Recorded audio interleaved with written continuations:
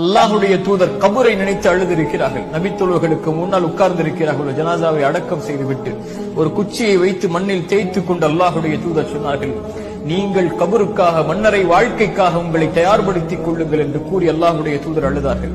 நபித்தோழர்களை பார்த்து அல்லாஹுடைய தூதர் ஸல்லல்லாஹு அலைஹி வஸல்லம் சொன்னார்கள், நான் அறிந்ததை நீங்கள் அறிந்தால் குறைவாக சிரிப்பீர்கள், அதிகமாக அழுவீர்கள். இந்த ஒரு வார்த்தை தான் அத்துணை நபித்தோழர்களுடைய தலையும் சாய்ந்தது கீழே. தலைகளை தாழ்த்தியவர்களாக தாரை தாரையாக கண்ணீரை வடித்துக் கொண்டிருந்தார்கள் நபித்தோழர்கள்.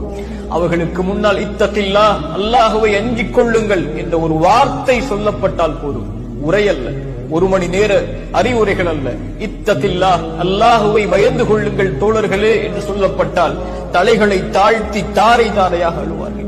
இத்தகுன்னார், நரகத்தை பயந்து கொள்ளுங்கள், இத்தகுன்னார், நரகத்தை பயந்து கொள்ளுங்கள், இத்தகுன்னார், நரகத்தை பயந்து கொள்ளுங்கள் என்று சொல்லப்பட்டால் தாரை